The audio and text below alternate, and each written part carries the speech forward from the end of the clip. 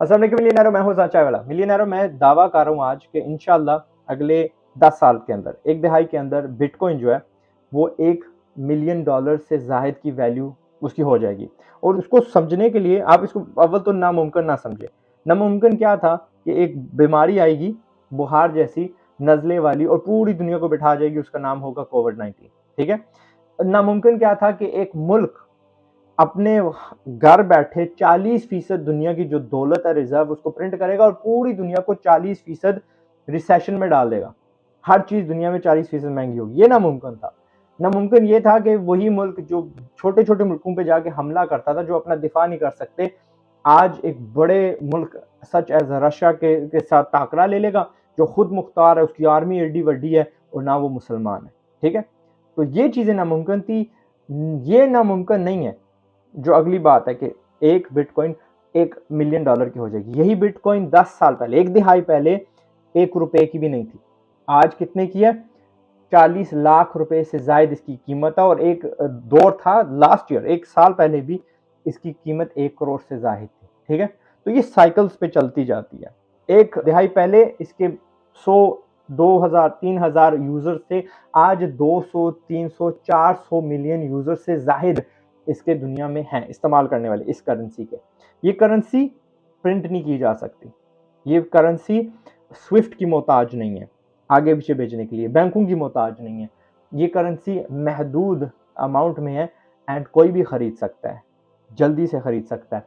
तो इसलिए I believe कि रशिया, जो पहले जिसके दुनिया भर में असासे थे, 600 बिलियन से जाहिद असासे यूरोप ने, अमेरिका ने जब्त कर लिए। ये पहले कभी नहीं हुआ कि इतना, और कभी सोच भी नहीं सकता था बंदा, तो उसने जब्त कर लिए। पहले वो भी मानता था कि यार यूएस डॉलर जो है ना वो रिजर्व करेंसी है, अब वो नहीं मानेगा, अब वो गट्ठी नहीं करेगा। उसका दोस्त चाइना पहले से ही अपनी मनमानी मनवा रहा है और डॉलर्स इकट्ठे करे जा रहा था, ट्रिलियंस ऑफ डॉलर्स ने इकट्ठे किए थे। और अमेरिका ने जो प्रिंट किए हैं, क्या कहते हैं वो 40%, उसको भी नुकसान हुआ।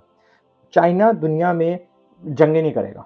वो प्यार मोहब्बत से पुल बना रहा है, दो दो जजीरों को जोड़ रहा है। कैरिबियन की मिसाल देता हूँ, वहां पे दो दो जजीरों के दरमियान पुल बना के, टनल्स बना के, उसने वो जो ट्रैवलिंग टाइम होता है वो 50% कम कर दिया। उन छोटे छोटे जजीरों की इकोनॉमीज ऊपर जाएंगी। वो काम जो ब्रिटिश 300 साल में नहीं कर सके, इन्होंने एक दिहाई में कर दिया। पाकिस्तान में पिछली दिहाई में इसने पोर्ट्स बड़े बड़े बनाए हैं, इसने वो मोटरवेज दिए हैं जो कोई पिछली हुकूमत नहीं बना सकी। तो it's doing that same thing in 66 countries. ये अपनी मनमानी ऐसे जमाएगा। रशिया बहुत बड़ी खुद मुख्तार, यानी आई थिंक इट्स स्टूपिड जो इन्होंने आपस में जो जंग वंग की है। And I feel sorry for the civilians, लेकिन this is a separate topic.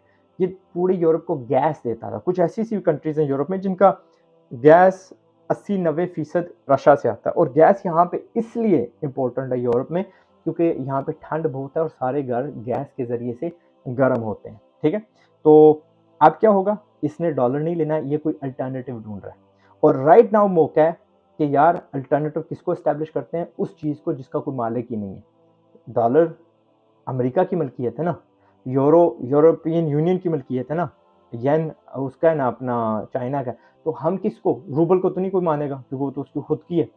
तो बिटकॉइन वो न्यूट्रल करेंसी है जिसको ये उठाएगा। और बिटकॉइन के अलावा अगर है तो XRP है। XRP क्यों? क्योंकि स्विफ्ट के जरिए बैंक ट्रांसफर होते थे।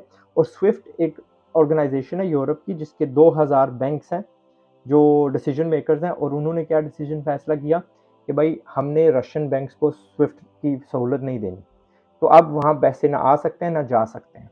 सेम थिंग इन्होंने क्या किया था जब अपना, और इसको by the way proprietary product बोला जाता है, किसी की खुद मिल्कियत जो होती है।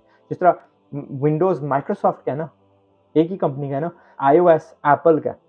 कोई और चीज़, कोई और सॉफ्टवेयर बिना उनकी इजाज़त उस पर नहीं चल सकती। तो क्या होता था, जब इन्होंने सीरिया पे हमला किया तो उन्होंने वहाँ जाते साथ ही वीज़ा बैन कर दिया, अमेरिकन एक्सप्रेस बैन कर दिया, मास्टर कार्ड बैन कर दिया। ठीक है।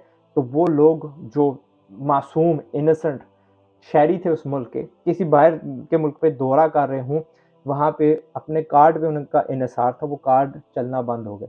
ठीक है। क्योंकि उनका बैंकिंग सिस्टम उन्होंने तबाह कर दिया by not giving them access to ये 4 product, SWIFT, Visa, Mastercard, American Express. Same thing इन्होंने किया एज सैंक्शंस, सजा देने के लिए ईरान को। तो यही चीज़ इन्होंने की है रशिया के ऊपर। यू थिंक कि जब रशिया ये सारा मामला सेटल डाउन हो जाएगा अब इनको फिर दूसरा मौका देगा? कभी नहीं देगा, ठीक है। इसीलिए चाइना ने यूनियन पे स्टार्ट किया है, दैट्स अ सेपरेट टॉपिक।